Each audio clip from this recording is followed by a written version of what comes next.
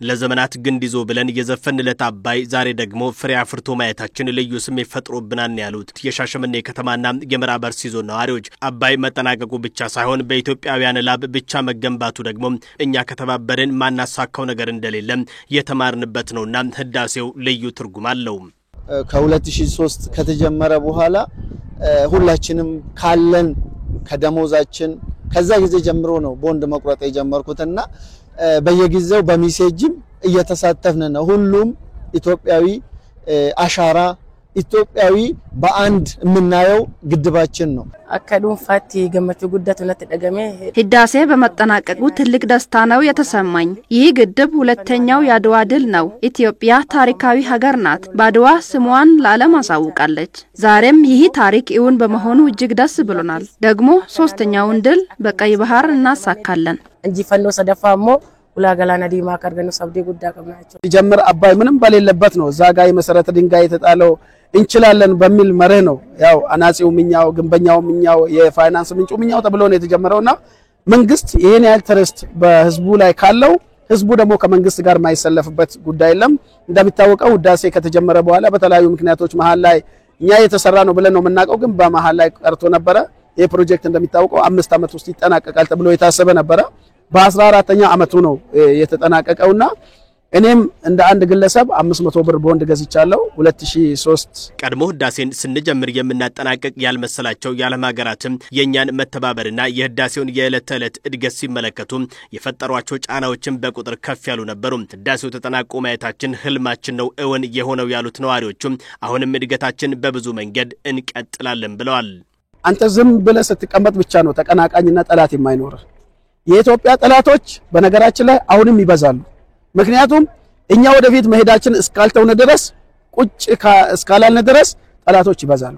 ስለዚህ ግብጽም ያው ባለፈው ጠቅላይ ሚኒስትሩ እንዳሉት አባይ ይዞ ሲጓዝ የነበረው አፈሩን ብቻ አይደለም ወርቅን ጭምር ነው ማዕድንን ጭምር ነው። እነኛ አካላት ግን እናመሰግናለን ከናንተ ነው ይሄን ትርፋት ያገኘነው ብለው ያውቃሉ አያውቁም?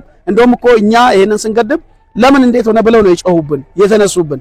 ስለዚህ እኛ ድጋሚ እንቀጥላለን አሁንም አናቆምም። እኛ አሁን ምን ነግራቸው ምንድነው የኛ እድገት የኛ ብልጽግና የኛ ማደግ የሚያሳዝናችሁ ከሆነ ማዘናችሁ ይቀጥላል። ምክንያቱም እኛ ስራችንን አናቆምም መሪያችንን እንከተላለን ሀገራችንን ለማሳደግ እንሄዳለን። ህዳሴው መመረቁ መንግስትና ህዝብ ከተባበረ የኢትዮጵያን ህልም እውን ማድረግ እንደሚችል ማሳያ ነው ያሉት ነዋሪዎቹም ወራጅ ውሃ ብቻ የነበረው አባይ አሁን ረጋ ብሎ ኢትዮጵያውያንን መመገብ ይጀምራልና ይህ የሚፈጥረው ደስታ ልዩ ነው።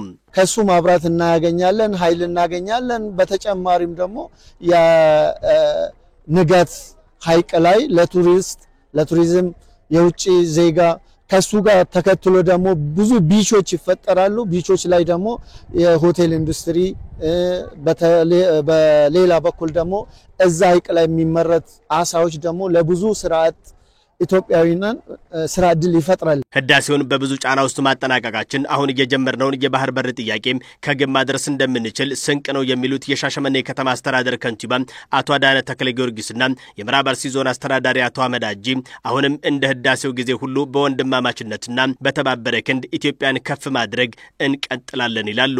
ዳሎኒ ሃራ ኩኒፍስ አዲስ ትውልድና የለውጡ መንግስት ይህን ህልም የነበረውን የአባይን ግድብ እውን አድርጎታል። ይህ ግድብም ይሳካው በኢትዮጵያ ብሔር ብሔረሰቦች ትብብር አንድነት ነው። በዚህም የኢትዮጵያ ጀግንነት በግልጽ ለዓለም አሳይቷል።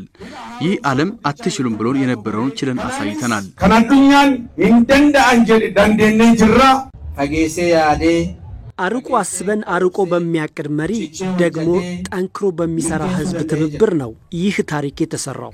በተለይ የምዕራብ አርሲ ህዝብ ለህዳሴው ግንባታ ከግማሽ ቢሊዮን ብር በላይ ለግሷል። ለዚህም ምስጋና ይገባቸዋል።